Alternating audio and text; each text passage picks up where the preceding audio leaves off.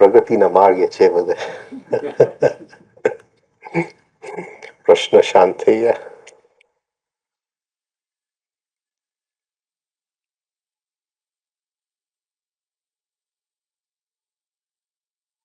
પહેલી વાર્તાવાળી સાહેબના લેક્ચરમાં ગયો 1988 એપ્રિલમાં, અને એમનું લેક્ચર પૂરું થયું ને લાંબી મારી પ્રશ્નોત્તરી ચાલુ થઈ. હોય તો આમ હોય ને આમ હોય તો આમ હોય, બહુ દલીલો કર્યા.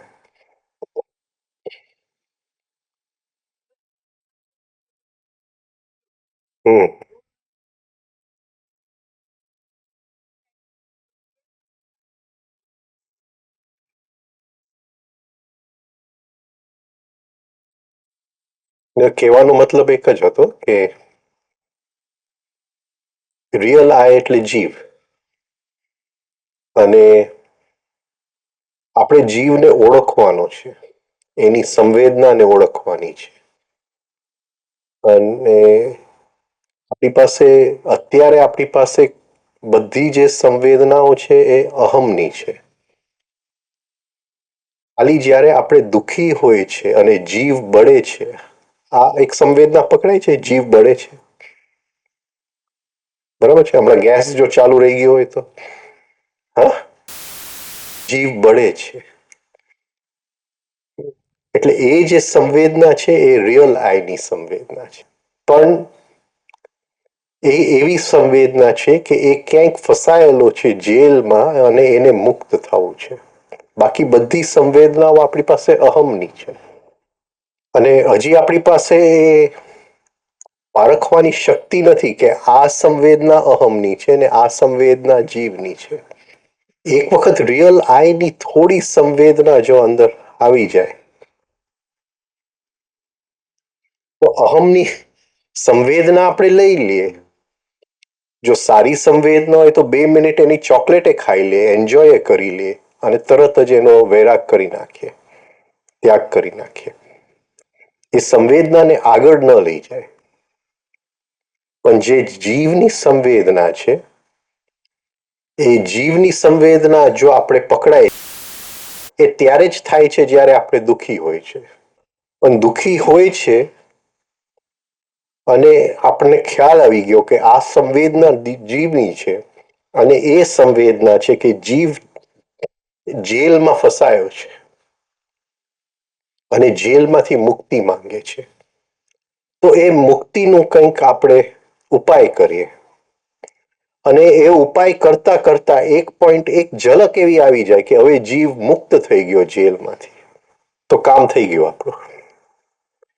પણ અત્યારે આપણી પાસે બીજી કોઈ જીવની સંવેદના નથી. એ એક જ છે, જ્યારે જીવ જેલમાં હોય છે, એ દુઃખી હોય છે, એ તડફડે છે કે મને જેલમાંથી મુક્ત કરો. નથી પકડાતું હજી. દુઃખી તો થાવ ને કોઈક વાર, જીવ તો બળતું હશે કે નહીં? હા.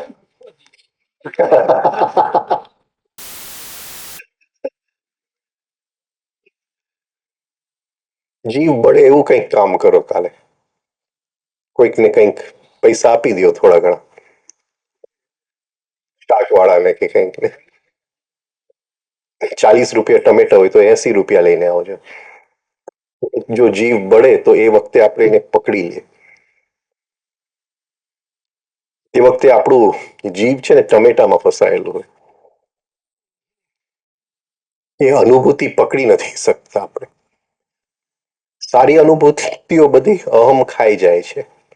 કોઈક વખાણ કરે, કંઈક સારું કરે, કોઈકને દાન આપ્યું હોય, કોઈકનું સારું કામ કર્યું હોય, બધું અહમ ખાઈ જાય છે. એ જીવ સુધી પહોંચતી નથી. એક જ અહમને જ્યાં રોકડા ચૂકવવાનું આવે ને, અહમ ચૂકવે નહીં. એ જીવની ઉપર છોડી દે કે ભાઈ તું ચૂકવ, એટલે એ દુઃખી થયા કરે. એટલે દુઃખનો ઘાવ એને રોકડા પૈસા જીવ ચૂકવે. આ જો પકડાય અંદર, એ અહમ દુઃખી નથી થતો, દુઃખી જીવ થાય છે. અહમને દુઃખ લાગે છે.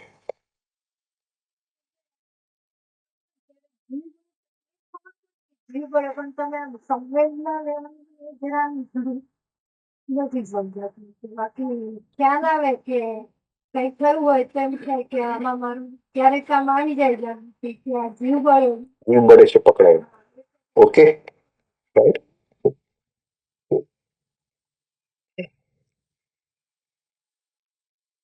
અત્યારની વાત કરીએ. અત્યારે એવું નક્કી થયું કે પેલા હરીશભાઈ ભજન ગાય, પછી 15-20 મિનિટ હું બોલું. હવે ઉલટું થયું, 15-20 મિનિટ હું બોલું, પછી એ ભજન ગાય. તો એની રાહ જોતા હતા. તો થોડુંક તો જીવ બળતું તો આવ્યા નથી. રાઈટ. એટલે અહીંથી સંવેદના લેવાની ચાલુ. તો શેનાથી ચાલુ કરી? પલ્સ. આપણે રાહ જોઈએ છે એટલે રાહ જોવામાં થોડુંક તો જીવ બળે કે નહીં? રાઈટ. તો પલ્સ થી ચાલુ કરી. પલ્સ ઓળખાઈ ગઈ, શ્વાસ ઓળખાઈ ગયો, હા, શરીરની સંવેદના ઓળખાઈ ગઈ. એટલી તો આપણે પકડી શકીએ કે જ્યારે જીવ બળે છે, આ 3 વસ્તુ મેં પકડી લીધી. અત્યારની જ વાત કરું, અત્યારે પલ્સ પકડી લીધો. હવે એ પલ્સ આપણને કહે છે કે મારો જીવ બળે છે. અને એ પલ્સને આપણે કહીએ છીએ કે આજે રેડિયોમાં ભજન ચાલે છે સ્પીકરમાં, હા, તું ભાઈ એ ભજનની સાથે તું ધબ ધબ થા, તું જીવ શું કામ બાળે? રાઈટ. તો પલ્સ બોલે છે. તો એક પોઈન્ટ એવો આવ્યો કે જીવ બળવાનું છૂટી ગયું અને પલ્સની સાથે ધબધક, અંદર શાંતિ થઈ ગઈ. તો એ બે પકડાય કે ન પકડાય? Right. Start with your body. Pulse પકડી લ્યો, હા, શ્વાસને પકડી લ્યો, જીભની ઉપર જે સ્વાદ હોય એને પકડી લ્યો, તો તરત જ ખ્યાલ આવશે કે આ જીવ બળવાનું અનુભૂતિ છે, હા, અને આ અહમની અનુભૂતિ છે. પછી જ્યારે દુઃખ લાગે છે અને જીવ બળવાનું ચાલુ નથી થયું ત્યારે અનુભૂતિને પકડી લ્યો. બંને અલગ લાગશે અને ખ્યાલ આવશે કે ચોટ એક જગ્યાએ જાય છે, રોકડા પૈસા કોઈક બીજું ચૂકવે છે, માલ કોઈક ખાઈ જાય છે. આ સમજાય છે? આપણે ન કે અરે પૈસા તો મેં ચૂકવ્યા હતા પણ એ તો માલ તો ઓલો લઈ ગયો ને, લાડુ ઓલો લઈ ગયો, આપણે કહીએ ને એ આવી વાત છે કઈક. અને એ જો બે અલગ પારખી શકીએ, જીવની સંવેદના, અહમની સંવેદના, તો એક મોટો સ્ટેપ આપણે લઈ લીધો ને. આપણી સાધનાની અંદર એક બહુ મોટું પગથિયું આપણે ભરી લીધું કે નહીં?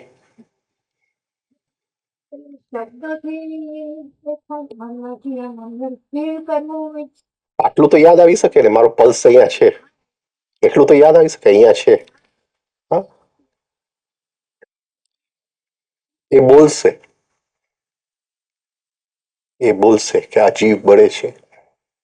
અને જેવું જીવ બળવાનું બંધ થશે એ બોલવાનું ચાલુ કરી દેશે કે હવે જીવ નથી બળતો. એની સંવેદના ચેન્જ થશે, એની સંવેદના છે. તો આપણે કરી શકીએ.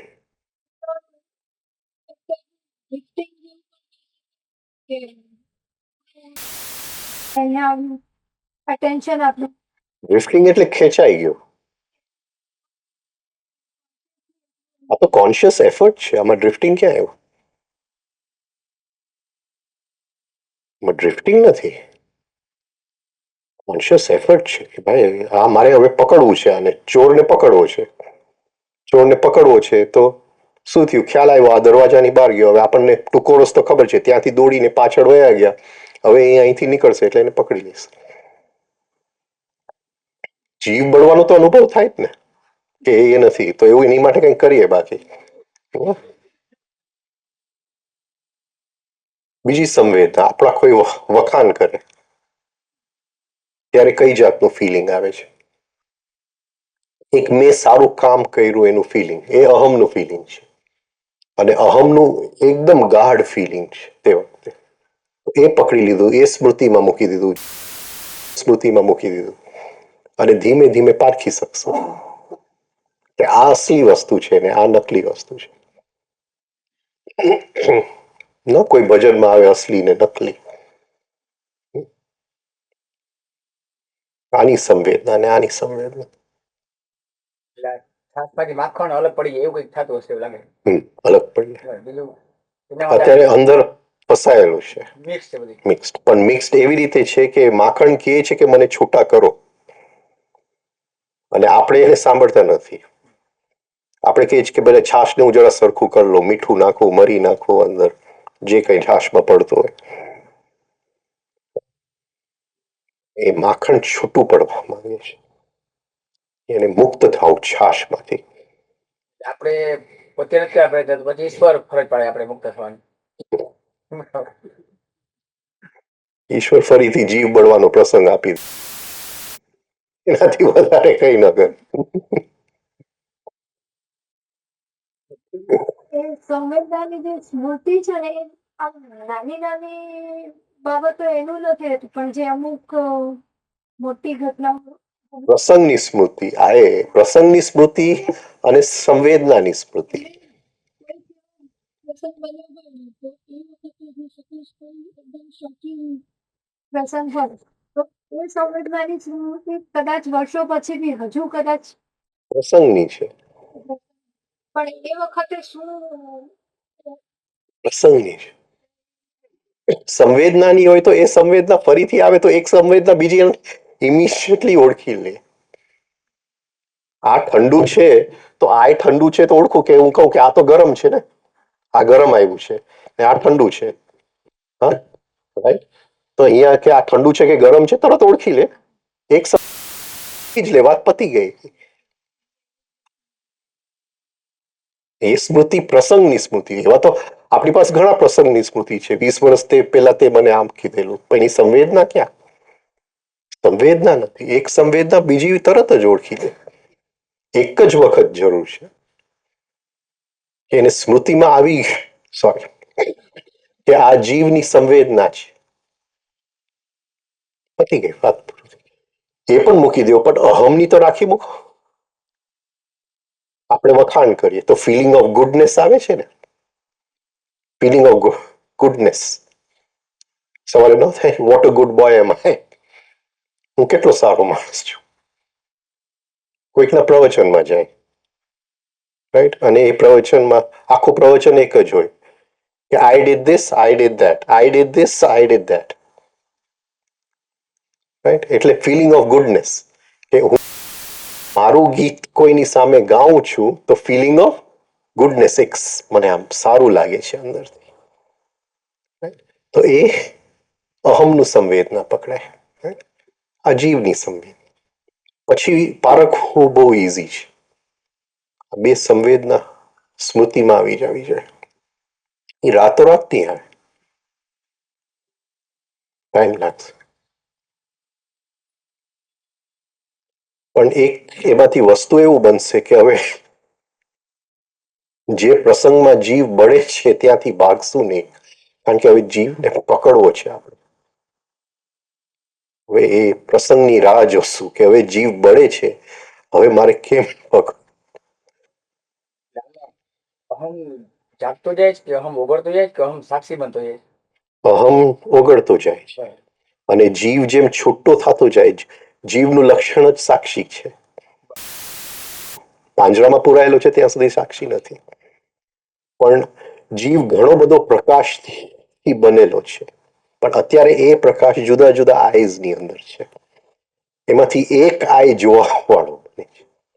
ધીમે ધીમે આખો જીવ મુક્ત થઈ જાય છે તો એ આઈની સંવેદના એકદમ ગાઢ બની જાય છે, અહમ ઓગળતો જાય છે. જે લોકો સીધી તો અહમ ઓગાળવા જાય છે એ કંઈક ગોટામાં ચડી જાય છે. એના માટે કંઈક પેલા કંઈક બખરું કાઢતો ઊંટ પેઠે એવી સ્થિતિ થાય. એ સીધા ઓગાળવા જાય અહમ ઉપર કામ કરવા જાય, એવું થાય જ ને. તો એટલે પ્રસંગોમાંથી કરે ને તો ક્યાંય ઇમ્બેલેન્સ નથી આવતો, અને ગુરુ કરે તો ક્યાંય ઇમ્બેલેન્સ નથી આવતો. છતાં એવા કિસ્સાઓ છે એ ગુરુથી એક કોઈક વાર વધારે પડતું થઈ પણ જાય. થી કોઈ દિવસ જો આપણે થોડા અવેર હોય. ટાવરની સિસ્ટમમાં આપણને એવા લેવલ પર મૂકી દે છે કે આપણે જીવનમાંથી શીખતા જાય ને આગળ વધતા જાય. 3 સ્ટેપ આવી ગયું, શ્વાસ લયમાં આવી ગયું. હવે કોઈ કાકરો ફેંકે છે ને બરાબર.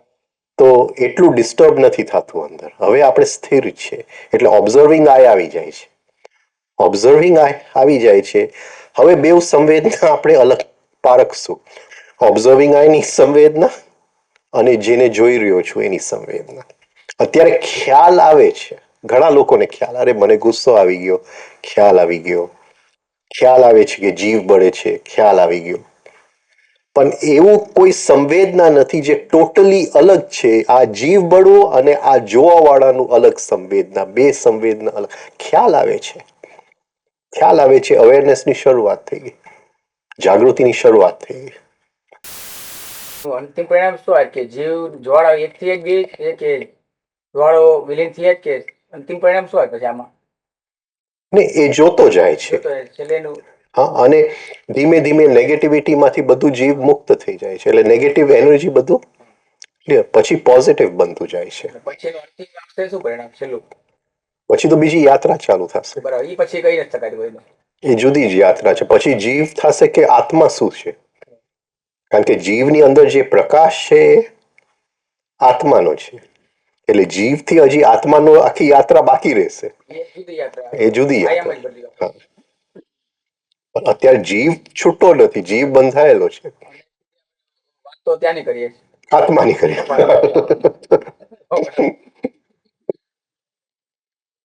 ગંગા સતીનું ભજન છે, હંસલો રે બગલો એક બરા લાગે. હમ?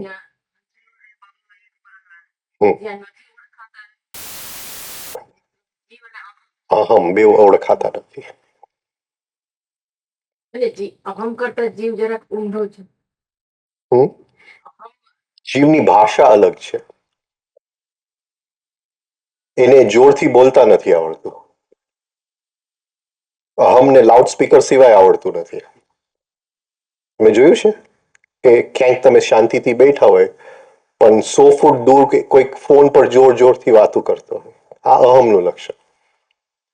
આ ટિપિકલ અહમ ભાવનું લક્ષણ. એટલે એ અહમને શાંતિથી બોલતા જ નથી આવડતું. વિસ્પરિંગ છે કે. અને જીવ ઓલવેઝ શાંતિથી જ બોલે. એની અંદર આગ્રહ ન હોય. એની અંદર એક જ વસ્તુ હોય કે મને મુક્ત કરો, મને ફ્રીડમ આપો. આ ફરીથી દુઃખ આવ્યું, એ દુઃખ માટે પડે છે, મને મુક્ત કરવા દે. એટલે આપણે કબીરનું જે છે એ રીતે લઈએ છે કે દુઃખમાં બધા સુમિરન કરે છે કે ભગવાન પાસે માંગે છે કે મને આમ આપો. એની વાત કબીર કરતા જ નથી. આ ઓટોમેટિક છે કે દુઃખની અંદર જે અનુભૂતિ છે એ જીવની જ છે. પણ એ જ જીવને પારખી લીધું, એની અનુભૂતિ લઈ લીધી અને સુખ આવ્યું અને સુખમાં અહમ ફૂલાવા માંડ્યો અને એ જે સ્મૃતિમાં જીવની સંવેદના હતી ત્યાં લઈ આવીને મૂકી દીધું તો વસ્તુ અલગ પડી ગઈ. બધાને પોતપોતાની એક ટર્મિનોલોજી. તાવડિયાજી કે મેન ઓફ મેટર અને સ્પિરિચ્યુઅલ મેન. આપણે અહીંયા જે પ્રવચનો ચાલે છે, સંસારનો જીવ અને સાધનાનો જીવ.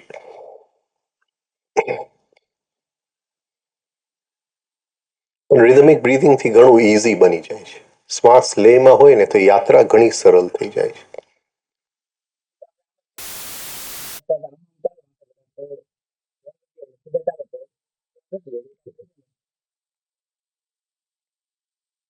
એક પાયો બની જાય જેની ઉપર ઓબ્ઝર્વિંગ આય ઊભો છે. કારણ કે એ ઓબ્ઝર્વિંગ આયને આપણે ધારણ કરી શકશું કારણ કે શ્વાસ લયમાં છે. પણ જેવું શ્વાસ ઉત્તેજનામાં ચાલી ગયું, ઓબ્ઝર્વિંગ આય પણ નીકળી ગયો, હિપ્નોટાઇઝ થઈ ગયા.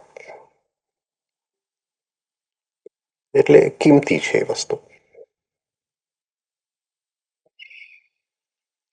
સહજ જાગૃતિની વાત તાવડી આમ મિકેનિકલ જાગૃતિ એમ કહો તો હાલે. આમ તાવડી કે આમ એટલી બધી અભ્યાસ સહજ બને કે તમને રહે છે જેનું.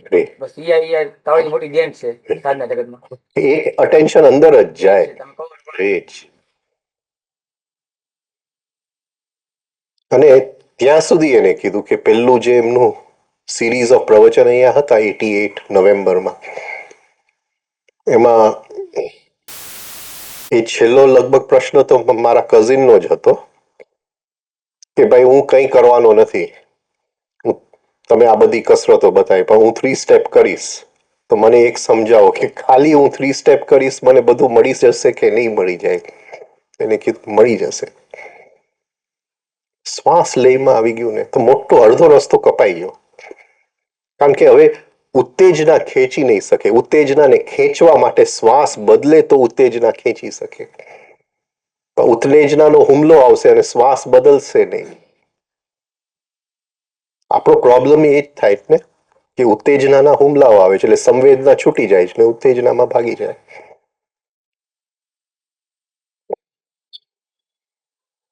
બધી કહે છે પ્રથમ અને અંતિમ મુક્તિ, એટલે આમાં જ ઈ જ છે. પ્રથમ અને અંતિમ આ જ આવે એવું લાગે છે. પેલા એક જાગૃતિ છે શ્વાસની, પછી ઈ જ છે.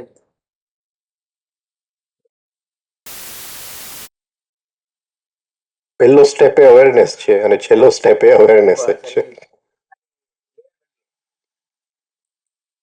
એની તીવ્રતા વધી જાય છે.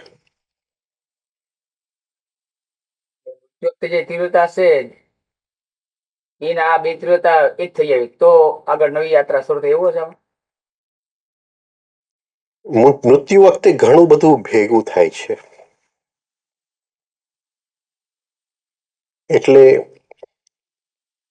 એ માટે સૌથી ફાસ્ટેસ્ટ જે સ્પીડ છે એ સેક્સની સ્પીડ છે. સેક્સની ગતિ કરતા ભાવની ગતિ ધીમી, ભાવની ગતિ કરતા વિચારની ગતિ ધીમી. હવે મૃત્યુની ગતિ સેક્સ કરતા ફાસ્ટ છે. એટલે મૃત્યુની ઘડીની અંદર એકદમ સ્પીડમાં બધું ચાલી રહ્યું છે. હવે કેટલો આપણે અભ્યાસ કર્યો હોય એની ઉપર એ ઘડીની આપણે સંવેદના લઈ શકીએ. કારણ કે એટલું બધું સ્પીડમાં એ ચાલતું હોય છે તે વખતે. એટલે ઇવન મૃત્યુ જો પેર્સમાં, ભાઈ તું મરે તો હું તને મદદ કરીશ ને હું મરું તો તું મને મદદ કરીશ, બે જણાની એક આમ શું કે જોડી હોય, તો એ બાજુમાં બેઠો હોય તો એ આપણને ગાઈડ કરી શકે કે આ જોતો જા, આ જોતો જા, આ જોતો જા, આમ કરતો જા, આમ કરતો જા, અહીંયા ફસાતો નહીં, અહીંયા ફસાતો નહીં. એને બારડો કહેવાય. એક જોડી આપણને મળી ગયો હોય. બાકી શું થઈ જાય છે કે મૂર્છા આવી જાય તો એ સંવેદનાથી વંચિત રહી જાય છે આપણે. અને સ્પીડ એકદમ ફાસ્ટ છે. સેક્સ કરતા ઘણું ડબલ સ્પીડ છે મૃત્યુનો.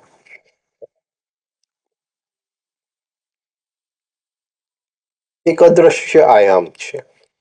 એ આયામમાંથી કંઈક બંધાઈને આ આયામમાં આવે છે એને સેક્સ કહેવાય. અને આ દ્રશ્ય આયામ છે. એમાંથી કંઈક અહીંનું બધું અહીંયા રહી જાય છે અને જે અદ્રશ્ય અવ્યક્ત હતું એ ફરીથી એ આયામમાં એને મોકલી દે છે. હવે આ આયામ એકની ઉપર એક નથી, એકબીજાને ઇન્ટરપેનિટ્રેટિંગ છે, એટલે ઓતપ્રોત છે એકબીજાની અંદર. એટલે સમજવું બહુ મુશ્કેલ છે. દૂર પણ છે અને નજીક પણ નજીક છે.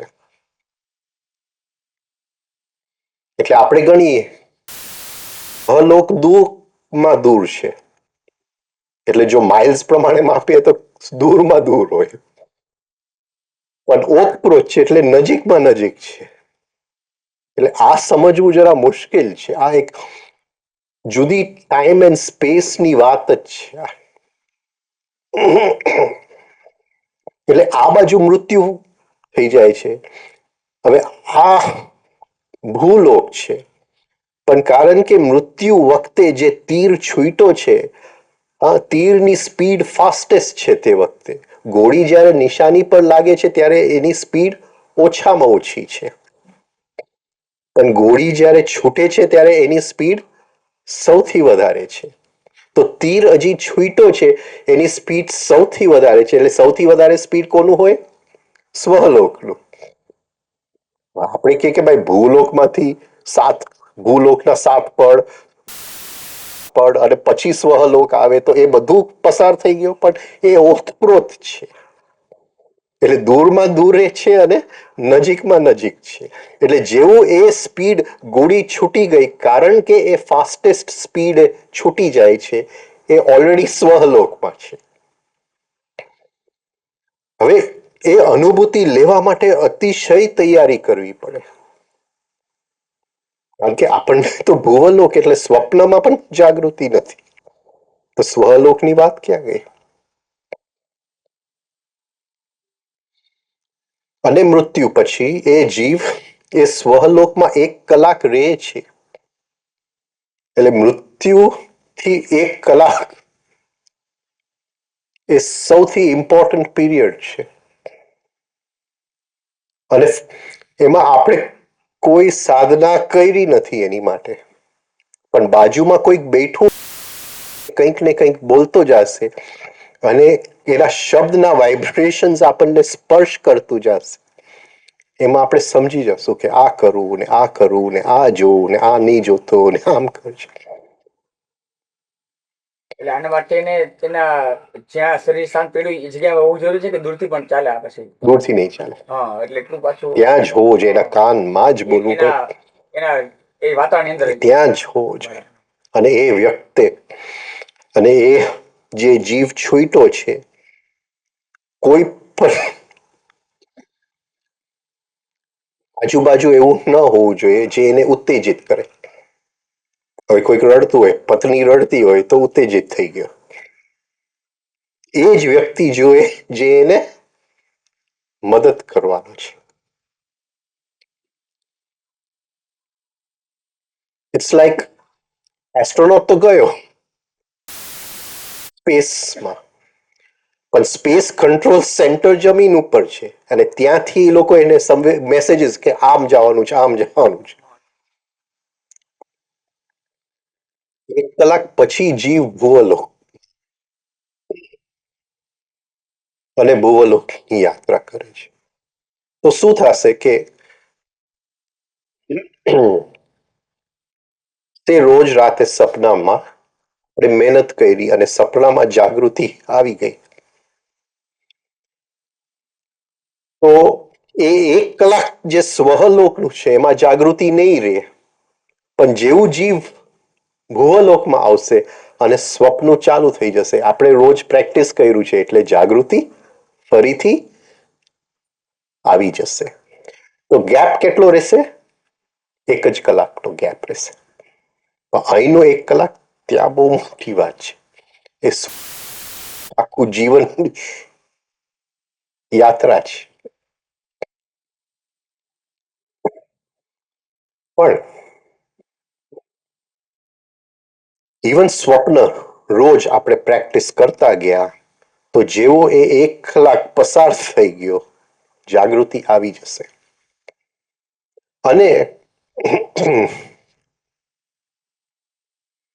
અને મેડમ બ્લેવેટ્સ્કી આકાશિક રેકોર્ડ્સ કહે છે, એ રોજ રાતે સ્વપ્નમાં પ્રેક્ટિસ કરતા કરતા અમુક મેં વસ્તુ સ્વપ્નની અંદર સાચવી રાખી છે. સ્વપ્નની એક નવી સ્મૃતિ,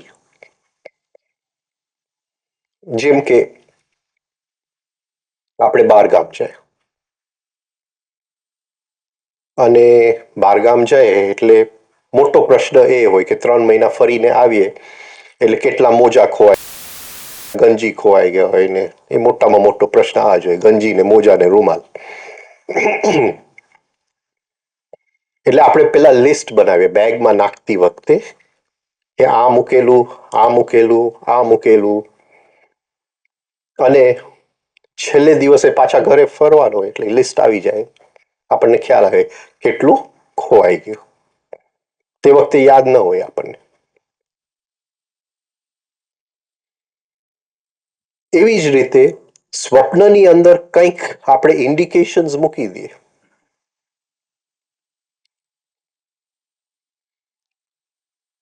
હવે સ્વપ્નની અંદર ઘણા બધા ટેકનિક્સ છે, જેની અંદર આપણે જૂનું સ્વપ્ન ફરીથી યાદ કરી શકીએ, નવું સ્વપ્ન નિર્માણ કરી શકીએ. તો ત્યાં આપણે એક ટાઈમ કેપ મૂકી દીધું ત્યાં સ્વપ્નની અંદર. હવે રોજ સ્વપ્નમાં આપણે પ્રેક્ટિસ કરતા ગયા. આ બાજુ મૃત્યુ થઈ ગયું, 1 કલાકનું ગેપ થઈ ગયું, 1 કલાકની પ્રેક્ટિસ આપણે ન કરી શક્યા. બહુ અઘરું છે. પણ જેવું ભુવલોકમાં આવ્યા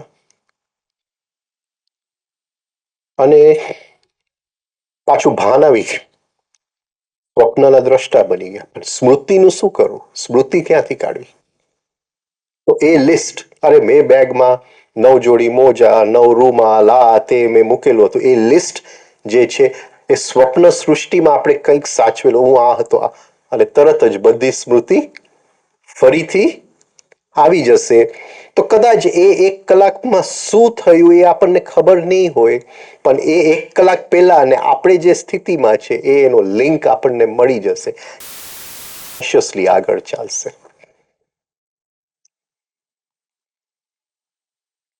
આ બહુ ઇમ્પોર્ટન્ટ છે બધું. ત્રીજી ભાગની જિંદગી આપણે નિંદ્રામાં ગુમાવી દઈએ ને એ નિંદ્રાનો સેજ પણ ઉપયોગ નહીં. સ્મૃતિનો આધાર આખો શરીર સાથે છે, ત્યારે કામ લાગશે સ્મૃતિ હશે તો. આપણે કંઈક અંદર મૂકેલું હોય આપણા. ભૂલોકનો આધાર છે સ્મૃતિ છે ને અનુભૂતિ છે, જુદી વાત ચાલી તમે કહો. સંકલ્પ ઘણું કામ કરી છે. એટલે હવે મારે ગુરુ સાથે કોમ્યુનિકેશન કરવું હોય તો મને ખ્યાલ છે કે સ્વપ્નમાં જો ગુરુને યાદ કરું તો ગુરુ હાજર છે. આ મને ખ્યાલ છે. ભાઈ ક્યાં ખ્યાલ છે? અહીંયા ખ્યાલ છે. ત્યાં કોઈ યાદ કરાવે તો થાય. એટલે મારે કોઈક તરકીબ જોઈએ જે અહીંથી હું કરું અને તે વખતે મને તો જેવું સપનું ચાલુ થાય, સપનાની અંદર જાગી ગયો, ગુરુને યાદ કરું તો ગુરુ સામે છે. કારણ કે એ સ્પેસ અને ટાઈમ ત્યાં જુદા છે. જેવું યાદ કરું છું એ હાજર થઈ જાય છે અને હાજર થઈ જાય છે પછી ડાયલોગ ચાલુ થઈ શકે.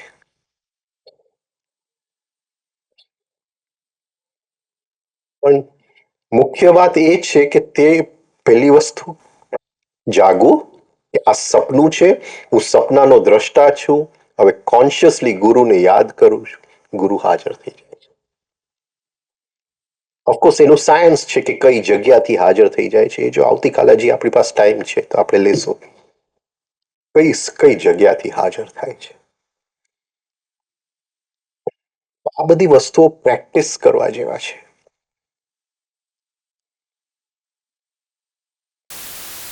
કંઈક એનું શું કહેવાય, એ કંઈક સફળ રહેશે આપણી માટે, એ કંઈક ટુકન રહેશે આપણી માટે. 52 દિવસ જે છે એ શું છે?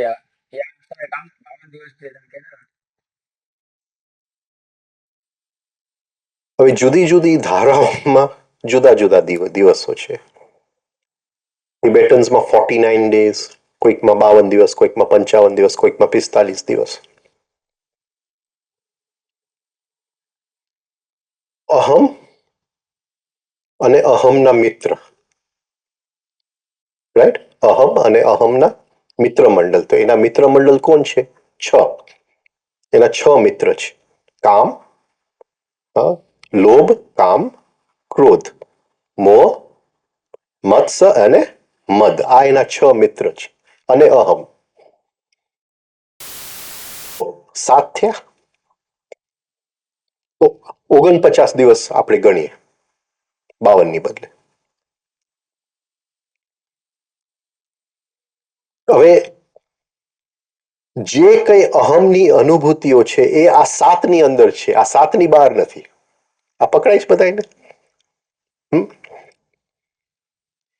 એટલે 7 into 7 49.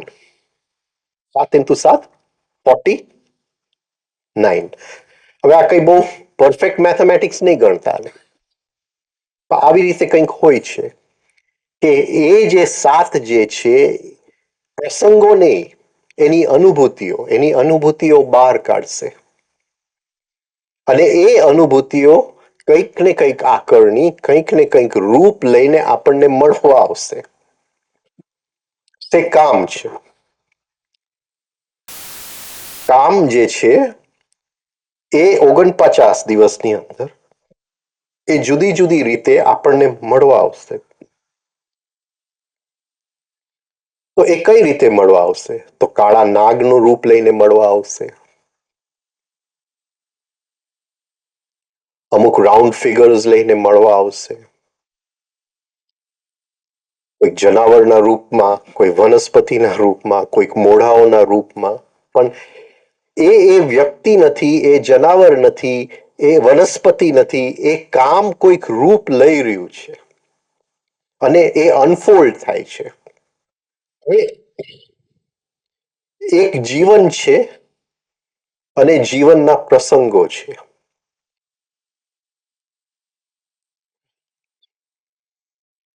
જીવનના પ્રસંગોની અંદર છેલ્લે અહંકારની જેટલી પણ મૂડી છે 7 બેંક એકાઉન્ટમાં સમાઈ જાય છે. આ પકડાય છે બધાને? શું કહેવા માંગુ છું? અહંકારને જેટલી પણ મૂડી ભેગી કરી આ જન્મની અંદર એ આ 7 બેંક એકાઉન્ટની અંદર મુકાઈ ગયું. 1000 rupees of calm, 1200 rupees of લોભ, રાઈટ, 500 rupees of મોહ આ બેંક એકાઉન્ટમાં આવી ગયું. હવે જેમ આ શરીર છે આપણું એક ટાઈમ બોડી, કાલ શરીર છે, એ જઈને ત્યાં જમા થઈ જાય છે.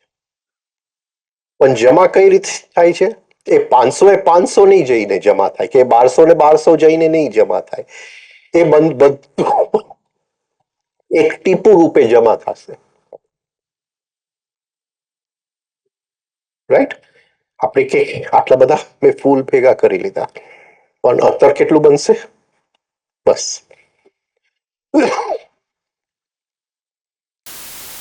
રૂપિયાનો ગુસ્સો ભેગો કરી લીધો, પણ એનું અત્તર કેટલું બનશે? આટલું. તો એ જેટલું પણ ભેગું થયું હોય એનું એક એક ટીપું બની અને જે કાલ શરીર છે એની અંદર સમાઈ જશે, ટાઈમ બોડીમાં સમાઈ જશે. પણ એ ટાઈમ બોડીમાં પહેલેથી છે. મારે ઓલરેડી અમુક અકાઉન્ટ લઈને હું આવ્યો છું. હું 500 રૂપિયાનો ક્રોધ લઈને આવ્યો છું, એમાં એડ થઈ ગયું, કેરી ફોરવર્ડ. હવે મૃત્યુ વખતે જે પ્રસંગોની યાત્રા છે એ એક સાથે ઊંધું ચાલશે. એટલે આ બાજુ મૃત્યુ આવી ગયું અને છેલ્લા 2.5 મિનિટની અંદર આખું જીવન ઉલટી દિશામાં ચાલશે. એટલે હું બુઢો માણસ 55, તો અત્યારે જો મૃત્યુ આવી ગયું તો ફરીથી 55 થી નાનો બાળક બની જઈશ, માના ગર્ભમાં સમાઈ જઈશ અને જે દરવાજાથી અંદર આવ્યો એ દરવાજાથી બહાર ચાલ્યો ગયો. હવે એ જે 2.5 મિનિટની હું યાત્રા કરું છું, છેલ્લે 2.5 મિનિટની જે યાત્રા કરું છું, રોજ રાતે જો સ્વપ્નની અંદર મેં પ્રેક્ટિસ કર્યું હોય સરખી રીતે, તો એ 2.5 મિનિટમાં હું જાગૃત છું, કારણ કે એ 2.5 મિનિટ સ્વપ્નના ટાઈમમાં આવે છે. આ પકડાય છે? એ 2.5 મિનિટ 70 વર્ષ, 55 વર્ષ બરાબર છે. અને એ તો પ્રસંગોની યાત્રા, અને એની પાછળ એક સાયન્સ છે, કારણ છે. આ તો ટાઈમ પૂરો થઈ ગયો છે એટલે એ બધા સાયન્સમાં નહીં જાઉં, પણ એનું કારણ છે કે એ 2.5 મિનિટ શું કામ? તો હકીકતે આપણે એક વખત આપણું જીવન નથી જીવતા, આપણે 2 વખત આપણું જીવન જીવીએ છીએ. એક 55 વર્ષ સુધી પહોંચ્યો, અને નંબર 2 જે 55 વર્ષથી 2.5 મિનિટ 0 સુધી જઈને અદ્રશ્ય થઈ જાઉં છું. અને એ એટલો ફાસ્ટ થઈ જાય છે 2.5 મિનિટમાં કે એને હું જોઈ પણ શકતો નથી. પણ સ્વપ્નની અંદર 2.5 મિનિટ 70 વર્ષ બરાબર છે. એટલે સ્વપ્નમાં જો રોજ પ્રેક્ટિસ કર્યો હોય તો એ 2.5 મિનિટની અંદર હું જાગતો છું, અને એ 2.5 મિનિટની અંદર એક એક અનુભૂતિ લેતો જાઉં છું, બદલાવતો જાઉં છું. જ્યાં કોન્શિયસનેસ નથી ત્યાં કોન્શિયસનેસ નાખતો જાઉં છું. અને પતંજલિ પ્રતિપ્રસવ કહે છે. જે કંઈ મેં અંધકારમાં કરેલું એ જગ્યાએ હવે હું પ્રકાશ મૂકતો જાઉં છું અને શરીર છોડી દઉં. એટલે આખું જે જીવન ભલે અંધકારમાં ચાલ્યું ગયું હોય, આપણું જે જીવન જે છે એ આખું રીવાઇન્ડ ની અંદર આપણે કોન્શિયસનેસ મૂકતા ગયા. ચાવી આમ ગઈ અને રમકડું એ 2.5 મિનિટની અંદર એ આખી જે 70 વર્ષની ચાવી હતી ઉલટી દિશામાં ફેરવી નાખી, રમકડું બંધ થઈ ગયું અને પૂરું થઈ ગયું વાત. અને એ જે 49 દિવસમાં નીકળે છે એ પ્રસંગો જીવનના નથી નીકળતા. પ્રસંગો તો અહીંયા છૂટી જાય છે. એ જે નીકળે છે એ જે 500 રૂપિયાનો ગુસ્સો બની ગયો, આખું ભેગું થયું, એનો નિચોડ એ જઈને જે જગ્યાએ જાય છે ત્યાં ઓલરેડી પહેલેથી 500 રૂપિયા પડ્યા છે. આ 501 જે છે એ જુદા જુદા રૂપ લઈને એ 49 દિવસમાં બહાર નીકળી આવે છે. અને એ રૂપ હિપ્નોટાઇઝ થઈ જાઉં તો જે બદલાવ, હવે હું એક જીવનને નથી બદલાવતો, ઘણા બધા જીવનને એક સાથે બદલવાનો મોકો મળ્યો છે આ 55 દિવસની યાત્રામાં. ઓલું 2.5 મિનિટમાં એક જીવન બદલાવાનો મોકો મળ્યો. આ સિરીઝ ઓફ લાઈફ ટાઈમ્સ બદલવાનો મોકો મળી ગયો. ફરીથી કહું છું કે હજી એ 1 કલાક તો છૂટી જ ગયો છે આપણો, કારણ કે એ સ્પીડ તો બહુ ફાસ્ટ છે. સ્વલોકની સ્પીડ છે. આ ભુવલોકમાં આપણે છે. તો એ જે 7 એટલે 6 અહંકારના મિત્ર અને અહંકાર પોતે એ જુદા જુદા રૂપે 7 જુદા જુદા રૂમ જેવા, ટિબેટન લોકો they call it the 7 chambers, the 7 rooms.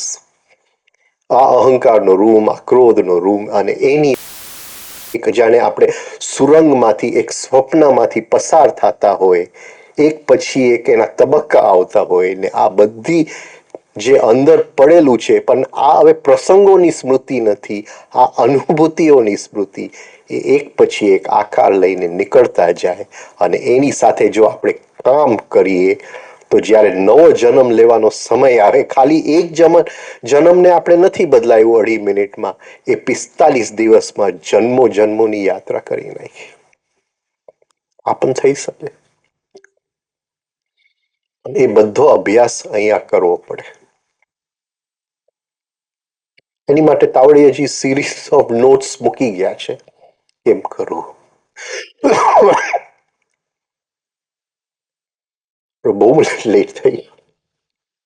એક ભજન તો ગાઈ લો, એની સુધી આવ્યા.